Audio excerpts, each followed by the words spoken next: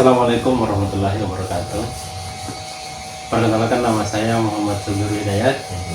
Saya mahasiswa bimbingan konseling pendidikan Islam dari Universitas Muhammadiyah Makassar.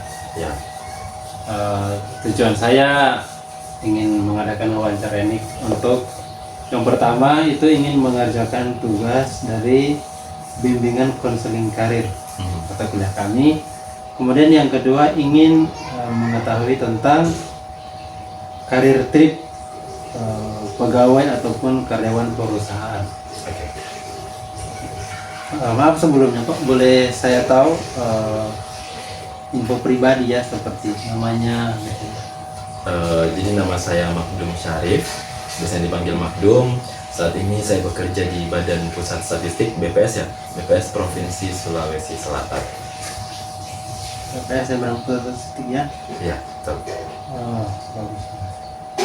Ya saya juga kurang paham mengenai ini BPS. Bisa dijelaskan misalnya apa kerjanya begitu? Jadi BPS itu tadi singkatan Badan Pusat Statistik. Kami itu sebenarnya ditugaskan untuk menyediakan data untuk kebijakan para pemerintah, baik dari tingkat pusat, provinsi maupun daerah. Jadi kantor kami tersebar di seluruh daerah. Ada kantor pusat di RI di Jakarta, kemudian ada kantor provinsi setiap provinsi, dan kemudian juga di setiap kabupaten kota ada kantor BPS-nya. Jadi kami menyediakan data untuk si pemerintah tersebut dari tingkat atas maupun tingkat bawah gitu. Oh, ini aneh seperti perusahaan independen gitu ya? Iya, betul. Kami lembaga pemerintah non kementerian, tapi kami bertanggung jawab langsung ke presiden. Tahu sensus penduduk kan? Sensus penduduk, sensus pertanian, sensus ekonomi. Nah, itu salah tiga dari kegiatan besar yang dilakukan oleh BPS. Oh, iya. Mengenai ini ya Pak, pengalaman kerja. Ya, Mungkin sebelumnya pernah bekerja di tempat lain? jujur kalau saya pribadi selama bekerja dari awal sudah bekerja di Badan Pusat Statistik. Tapi dulu pertama kali kerja di BPS RI di Jakarta. Kemudian setahun di sana pindah karena domisilinya di Sulsel. Saya balik ke BPS Kabupaten Takalar. Nah, setahun di Takalar baru pindah ke BPS Provinsi. Nah, di BPS Provinsi sekarang ini sudah berjalan selama hampir 2 tahun gitu. Oh, 2 tahun ya. Betul. Kemudian mungkin apa yang bisa dilakukan agar kita bisa masuk ke perusahaan BPS ini? Ini dari sisi keterampilan kah? Atau Mungkin cara mendaftar teman-temannya? Iya, Oke. Jadi untuk menjadi pegawai BPS sebenarnya 2 cara. Nah, yang pertama dari sekolah kedinasan, karena kebetulan kami punya sekolah kedinasan namanya STIS, Sekolah Tinggi Ilmu Statistik. Termasuk saya dari tamat SMA kemudian masuk di kampus itu, semua lulusan dari kampus sekolah kedinasan tersebut otomatis terangkat menjadi pegawai BPS. Nah, jadi yang pertama jalur itu. Nah, yang kedua ada dari penerimaan CPNS umum. Nah, seperti biasa ya, ada CPNS penerimaan sampai setiap tahun. Nah, biasanya ada formasi untuk menjadi pegawai BPS gitu. Nah, itu biasanya mungkin dari jurusan administrasi atau mungkin jurusan statistik dan seterusnya. Seperti itu. Tapi yang lebih didahulukan yang dari STIS ini ya? Didahulukannya sama, tapi mayoritas kebanyakan pegawai dari STIS itu. Kemudian keterampilan yang dibutuhkan di perusahaan ini mungkin keterampilan seperti apa? Berbicara soal keterampilan, nah ini tuh berkaitan dengan lagi posisinya apa. Nah, di kantor kami itu ada posisi yang bergerak di bidang IT, termasuk saya pribadi, saya di bidang IT, pengolahan data. Otomatis keterampilan yang dimiliki ya harus tahulah tentang teknologi, bagaimana cara mengolah data, Office, kemudian juga bisa ngoding, programming entah web programming atau intinya pengolahan data. Kemudian mungkin dari sisi administrasi, tentunya di semua kantor kan punya bagian umum yang menangani administrasi. Nah, itu mungkin keterampilan yang dibutuhkan sana ya, mengelola data, mengelola administrasi, biasanya diterima dari jurusan akuntansi dan seterusnya. Kemudian juga ada yang di bagian teknis statistik. Nah, mungkin keterampilannya yaitu bisa membaca data, menginterpretasikan data itu seperti apa, kemudian intinya berkaitan dengan data gitu. Mungkin keterampilan soal statistik secara dasar gitu. Dan mungkin yang paling penting itu adalah bagaimana kita bekerja sama Pemda mungkin. Soalnya kan data kita kan digunakan oleh pemerintah daerah ya. Mungkin keterampilannya itu ya dari sisi komunikasi mungkin ya harus ditingkatkan, harus punya keterampilan komunikasi yang baik gitu. Seperti itu. Oh iya, tahu. Kemudian ini ya berbicara tentang posisi. Bapak tadi posisinya di bidang IT ya. Betul. Ketika Bapak bekerja di Jakarta, kemudian pindah ke Takalar, itu memang posisinya selalu di bidang IT atau dari bawah ke atas? Jujur kalau selama dari Jakarta sampai sini, saya tetap berada di bidang IT. Jadi kayak posisinya atau bagian atau bidangnya itu tetap sama di bagian di waktu di BPS RI, kemudian di kabupaten, dan sekarang di provinsi. Tapi mungkin perbedaannya adalah bagaimana lingkup kerjanya gitu. Kan kalau misalkan di kantor pusat, dia kan betul-betul mengembangkan metodenya, mengembangkan kegiatan itu dari awal otaknya di sana kan. Nah, sedangkan kami yang di bawah tuh sisa melaksanakan apa yang sudah dirancang oleh kantor pusat gitu. Nah, kalau misalkan di kabupaten kota ya betul-betul sampai ke teknis ke lapangannya, eksekusinya. Sedangkan kalau di provinsi itu lebih ke komunikasi, mengkomunikasikan antara BPS-BPS di kabupaten itu dengan si BPS RI itu gitu. Seperti itu. Oh iya, posisinya seperti itu ya. Mungkin Bapak punya cita-cita atau keinginan ke depan terkait posisi di... Ya, kalau misalkan cita-cita pribadi saya mungkin saya mau lanjutkan sekolah ya.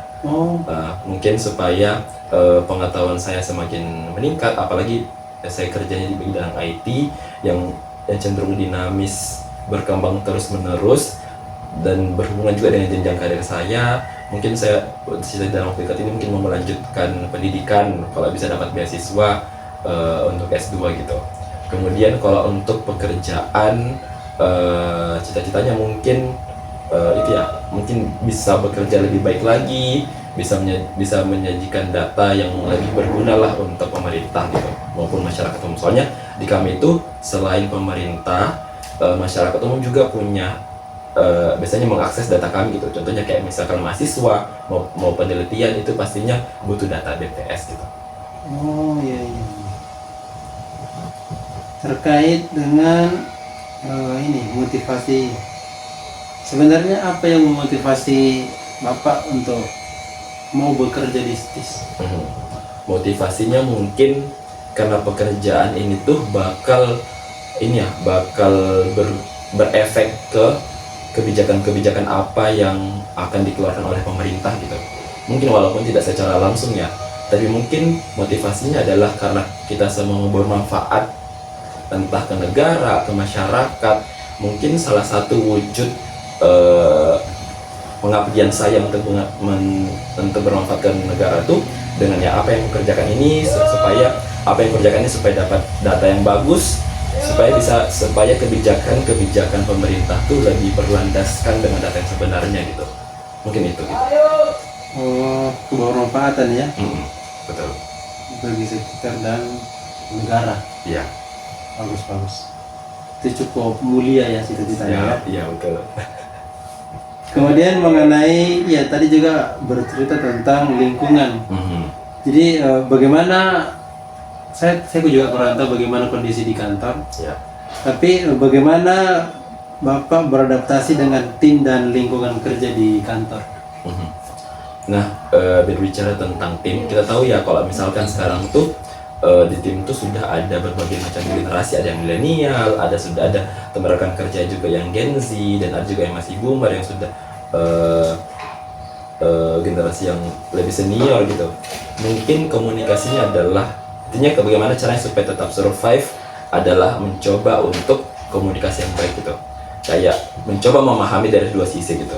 Mungkin ada pola pikir milenial yang mungkin beda dengan si generasi muda itu gitu. Intinya bagaimana cara kita untuk saling memahami pola pikirnya dan selalu tekankan untuk selalu profesional gitu. Tidak mencampur adukan antara masalah pribadi dan kerjaan. Itu sih poinnya. Intinya harus memisahkan yang mana urusan pekerjaan, yang mana urusan pribadi gitu, supaya bisa bekerja secara profesional entah apapun itu masalahnya atau dramanya gitu. Seperti itu mungkin.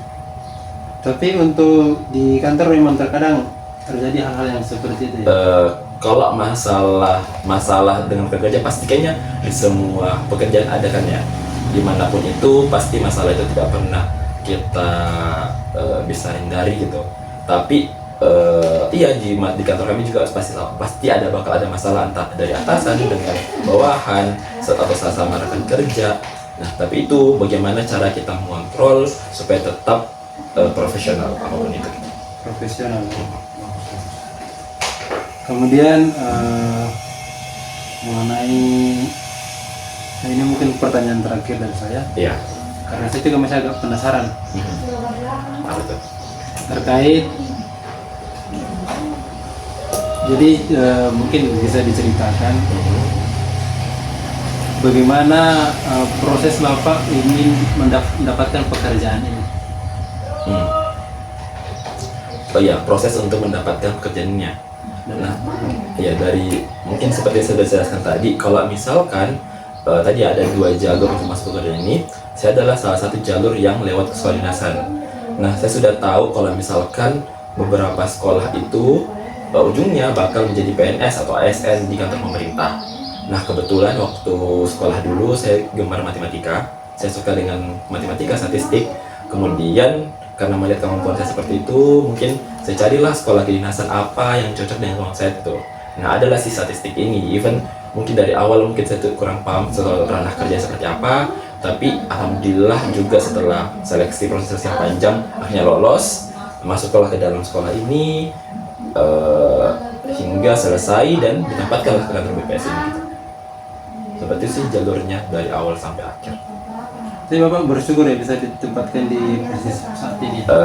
Harus bersyukur, ya bersyukur sih. Bersyukur banget. Bersyukur banget soalnya saya tahu kalau misalkan posisi saya ini itu tuh hasil seleksi yang besar gitu, yang ketat. Seingat saya dulu waktu masuk STS itu sekolah kedinasan ini di Sulsel sendiri ada 900 pendaftar dan yang diterima itu hanya 4 orang gitu, termasuk saya pribadi. Nah jadi harus bersyukur karena ini tuh adalah salah satu posisi yang mungkin banyak orang yang mau gitu, dan alhamdulillahnya kami yang diterima.